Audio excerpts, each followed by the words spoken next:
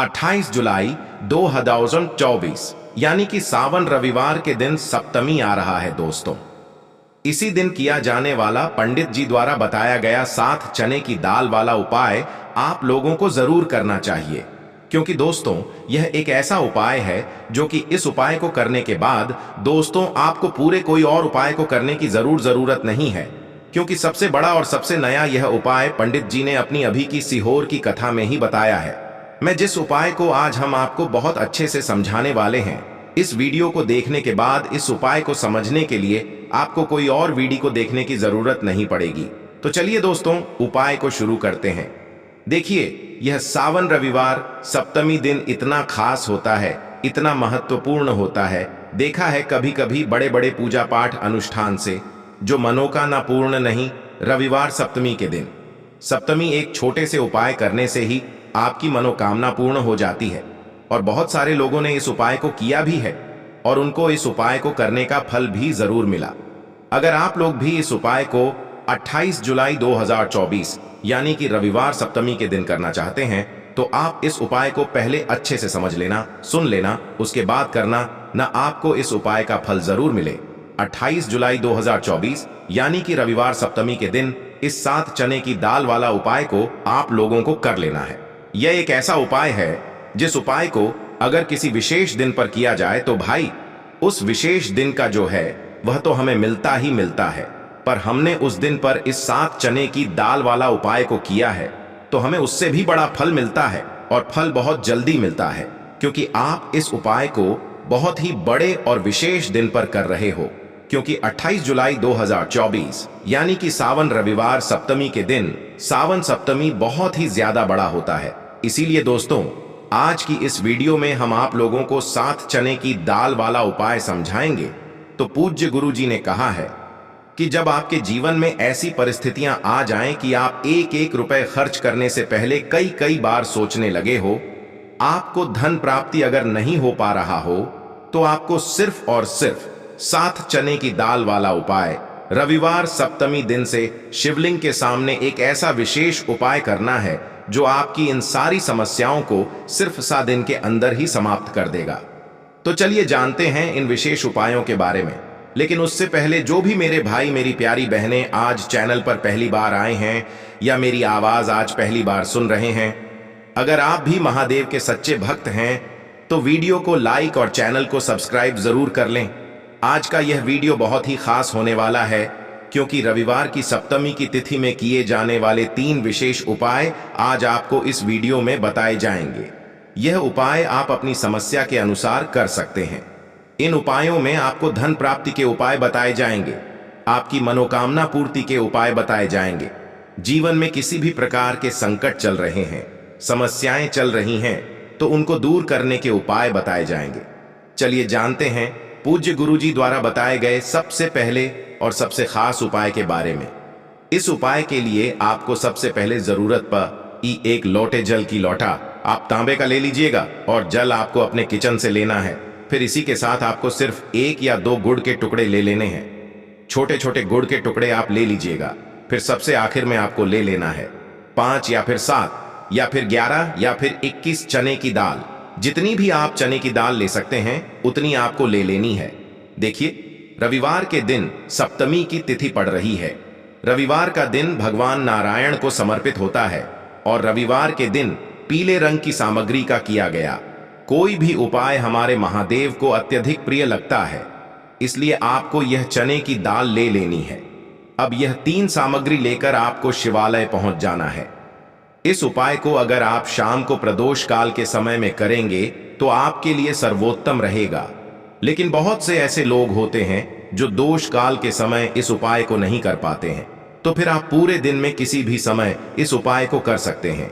देखिए, शिवालय पहुंचने के बाद आप एक कोशिश करिएगा कि आप दक्षिण दिशा में बैठ जाइए और उत्तर दिशा की तरफ अपना फेस कर लीजिए।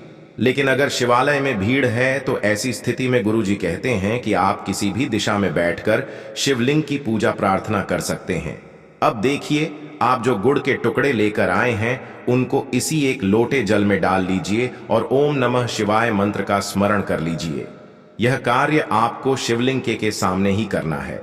फिर इसके बाद आप जितनी भी चने की दाल लेकर आए हैं उनके ऊपर इस जल से थोड़ा सा जल डाल लीजिए, जिससे आपकी यह चने की दाल गीली हो जाए, थोड़ी सी गीली हो जाएंगी।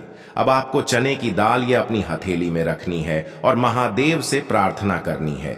लेकिन कौन से महादेव से? बृहस्पतिश्वर महादेव से आपको प्रार्थना करनी है कि मेरे जीवन में धन प्राप्ति से संबंधित बहुत ज्यादा समस्याएं चल रही। और फिर थोड़ा सा जल माता पार्वती के हस्त कमल में समर्पित करते हुए आपको बाकी बचा हुआ पूरा जल शिवलिंग के ऊपर समर्पित कर जाना है और लगातार ओम नमः शिवाय या फिर शिव महापुराण के मूल मंत्र श्री शिवाय नमस्तुभयम, इन दोनों में से किसी भी एक मंत्र का लगातार स्मरण करते जाना है।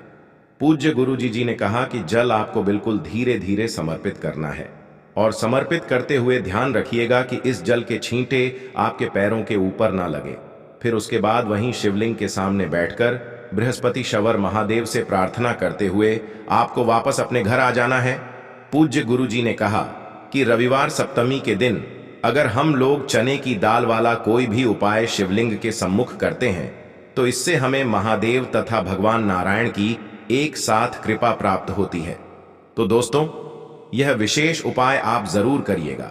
अब जानते हैं गुरुजी द्वारा बताए गए दूसरे खास उपाय के बारे में। यह उपाय भी आपकी मनोकामना को पूर्ण करने के लिए है। इस उपाय के लिए भी आपको एक लोटा जल ले लेना है, साथ ही साथ आपको एक बेलपत्र ले लेनी है। अगर आपके पास बेलपत्र नहीं है तो शिवलिंग के ऊपर चढ़ी हुई बेलपत्र को उठाकर जल से शुद्ध करके फिर आप उसका भी इस्तेमाल कर सकते हैं। बस आपको हमेशा ध्यान रखना होता है कि यह बेलपत्र कहीं से भी कटी फटी नहीं होनी चाहिए। फिर सबसे आखिर में आपको थोड़ा सा शहद ले लेना है। थोड़ा सा 2-4 बूंद आप शहद ले लीजिए और अब यह सारी सामग्री लेकर आपको शिवालय पहुंच जाना है। इस उपाय को भी आप पूरे दिन में किसी भी समय कर सकते हैं। देखिए, यह उपाय भी आपकी मनोकामना को परिपूर्ण करने के लिए है, धन प्राप्ति के लिए है, व्यापार के लिए है, नौकरी के लिए है, कोई भी विशेष मनोकामना है तो उसको पूर्ण करने के लिए है। अब देखिए, शिवालय पहुंचने के बाद सबसे पहले आप जो एक बेल पत्र लेकर आए हैं, बेल पत्र की तीनों पत्तियां जिस स्थान पर रहती है उसी स्थान पर आपको यह शहद लगा देना है।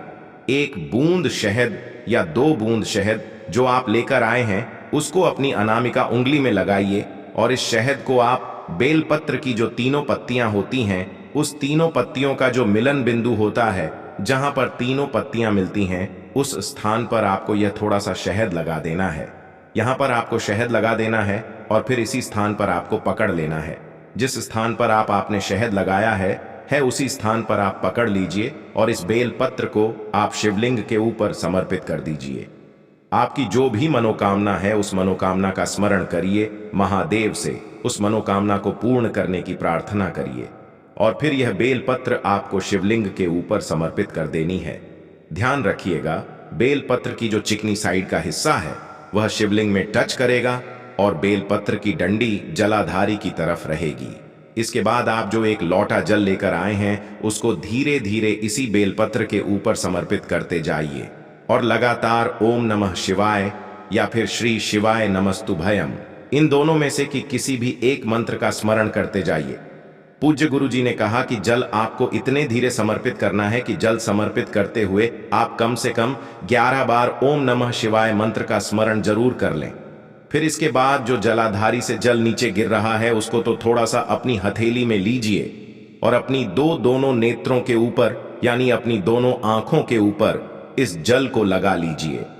गुरुजी कहते हैं कि गुरुवारी सप्तमी के दिन किए जाने वाला यह उपाय आपके सोए हुए भाग्य को चमकाने के लिए है, आपकी रूठी हुई किस्मत को बदलने के लिए है। इसलिए इस गुरुवारी सप्तमी के दिन आप इस उपाय को जरूर करिएगा। अब जानते हैं पूज्य गुरुजी द्वारा बताए गए सबसे आखिरी उपाय के बारे में। यह उपाय भी आपकी किसी भी परेशानी से आपको बाहर निकालने के लिए है तथा आपको सफलता प्राप्त कराने के लिए है। इस उपाय के लिए आपको सिर्फ 2 सामग्री लेनी है। पहली तो आपको एक लोटा जल लेना है और दूसरा थोड़ा सा आपको पीला चंदन लेना है। पीले चंदन में थोड़ा सा जल मिला लीजिए और इसे एक लेप की तरह तैयार कर लीजिए और यह दोनों सामग्री लेकर आपको शिवालय पहुंच जाना है। देखिए, शिवालय पहुंचने के बाद सबसे पहले आप जो चंदन लेकर आए हैं उस चंदन को अपनी अनामिका उंगली में लगाइए और सबसे पहले श्री गणेश जी वाले स्थान पर एक बिंदी यानी एक टीकी रख दीजिए। फिर दोबारा थोड़ा सा चंदन लगाइए और श्री कार्तिकेय जी वाले स्थान पर एक बिंदी यानी टीकी रख दीजिए। फिर तीसरे नंबर पर आप माता अशोक सुंदरी वाले स्थान पर एक बिंदी लगाइए और ओम नमः शिवाय मंत्र का स्मरण कर, तो उसकी बड़ी से बड़ी मनोकामना महादेव की कृपा से परिपूर्ण हो जाती है और उसको भी धन वैभव संपदा की प्राप्ति होती है। तो दोस्तों, यह थे पूज्य गुरु जी द्वारा बताए गए